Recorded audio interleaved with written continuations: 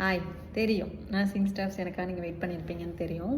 Actually எனக்கு கொஞ்சம் DM வந்திருந்தது. லைக் எந்த மாதிரினா, அக்கா அப்ராடில் உள்ள டாக்டர்ஸ் எல்லாமே நம்மளுக்கு ரெஸ்பெக்ட் கொடுப்பாங்கன்னு சொல்லி கேள்விப்பட்டிருக்கேன். அதெல்லாம் உண்மையா? அஃப்கோர்ஸ் அவங்க நம்மளுக்கு தருவாங்க. எப்படின்னா, இது வந்து நான் யாரையுமே மீன் பண்ணலை. இது என்னோடய எக்ஸ்பீரியன்ஸில், என்னுடைய ஓன் எக்ஸ்பீரியன்ஸில் நடந்த நான் ஷேர் பண்ணுறேன். ஆக்சுவலி நான் வந்து இந்தியாவில் ஒர்க் பண்ணும்போது வந்து if I do any mistake, ஏதாவது நான் மிஸ்டேக் பண்ணியிருக்கேன் அப்படின்னா, அவங்க வந்து டாக்டர்ஸ் வந்து எந்த கொஸ்டின், நான் எல்லா டாக்டர்ஸையும் ப்ளேம் பண்ணல. சில பேர் அப்படி இருப்பாங்க. சில பேர் அவங்க நம்மளுக்கு நல்ல ரெஸ்பெக்ட் கொடுப்பாங்க, உங்கள் ஒர்க்கை பொறுத்து. ஆக்சுவலி அப்போது என்னோடய ஓன் எக்ஸ்பீரியன்ஸில் இது நடந்தது.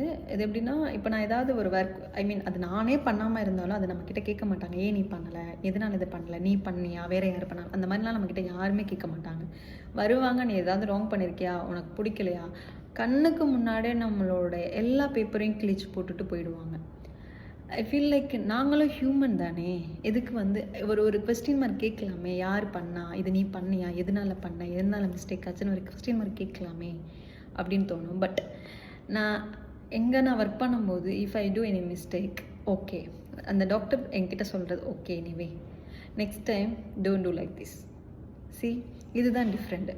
லைக் ஓகே, அவங்க அக்செப்ட் பண்ணிக்கிறாங்க என்னுடைய மிஸ்டேக்கை, பட் இதை வந்து நீ அகெயின் பண்ணக்கூடாதுன்னு எனக்கு ஒரு வார்னிங் கொடுக்குறாங்க.